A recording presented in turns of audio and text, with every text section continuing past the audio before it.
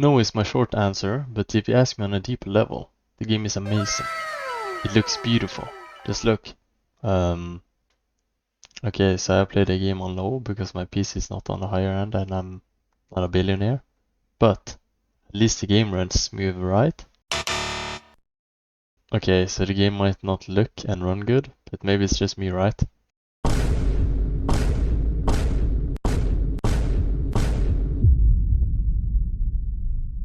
Damn.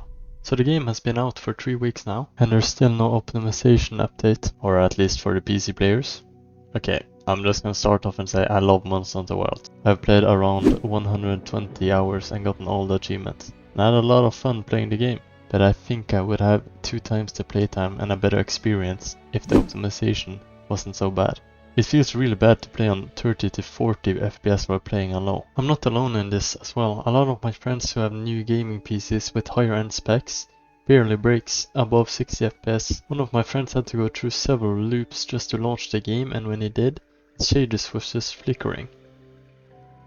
Imagine playing the game like this. This is just my personal experience.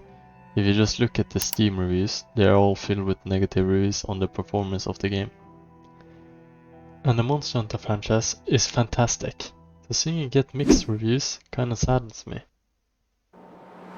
I don't have much to say about the story. It's just fine. I don't really mind it.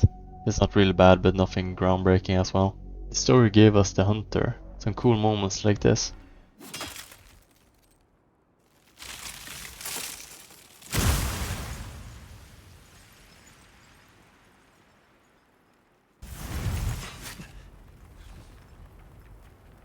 By my own order.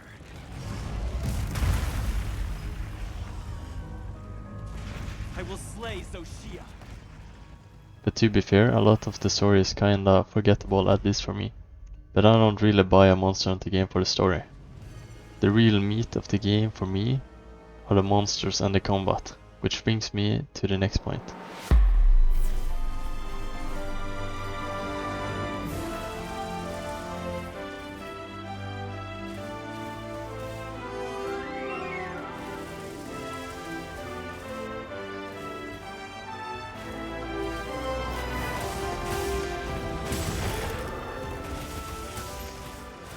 Do I need to say more? It's a Monster Hunter game. The combat is always going to be fun, even if I'm playing on 30 FPS. And the monsters are always really cool and unique, like the apex predators. I especially like the flagship monster Arkweld. I think his design and gameplay looks interesting and flashy. And maybe you have already noticed it, but yes, I have only played one weapon so far, and that's the dual blades. Okay, wait, don't leave yet. I'm going to be trying out the other weapons in future videos / challenges, so just chill, okay? And with 14 different weapons, there is a lot of content that is available, which I will be talking about later in the video. I'll get back to the combat. I can only really talk about my experience with the dual blades. It's amazing. The new focus mode makes it so that if I whiff my demon dance, I can just turn around and get hit anyway. But this time, I'm actually facing the monster. The new focus attack on dual blades are also extremely fun to use.